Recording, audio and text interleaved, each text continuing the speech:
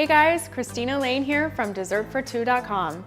I've been scaling down recipes for nearly a decade so that you and I can enjoy our favorite desserts without all the tempting leftovers. Today, we're making a small batch of bread pudding for two.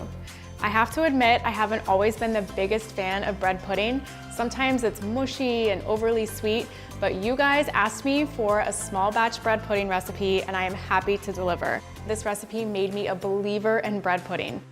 Let's get started. So the first thing you need is 3 slices of bread.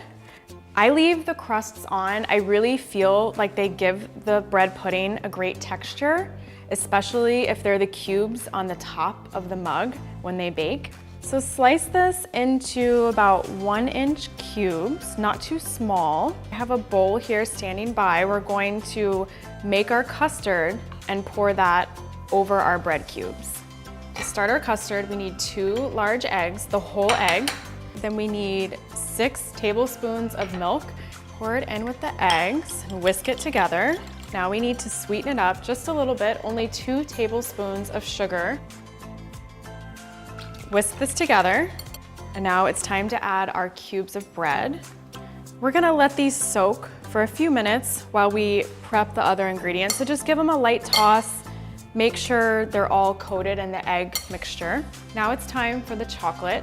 I'm going to use Hershey Kisses for this. I'm actually using the dark because that's what I love the most. You need 10 of them. We're gonna put 8 in the actual mug and then the last 2 on top so that we have pretty presentation. My daughter actually calls these Hershey Kisses and I think that's so cute. I'm gonna cut these in some pieces. Try to cut them in half. Do the best you can, but leave 2 whole for the top. Add this chopped chocolate to your bowl with your bread. Give it a little stir. And now we're ready to pour it in mugs. Before you pour it in your coffee mugs, make sure these are oven safe and then spray them very well with cooking spray. Then divide the mixture between your mugs. The bread pudding isn't going to come up that high, but because of the 2 eggs, as it bakes, it will rise.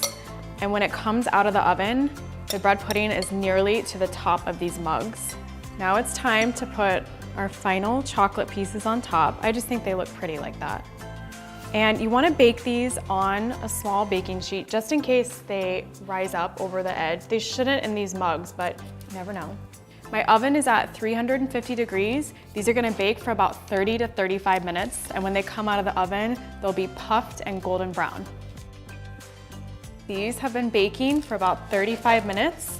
They will sink considerably when they come out of the oven, but my favorite way to serve them is to drizzle a little caramel sauce on top.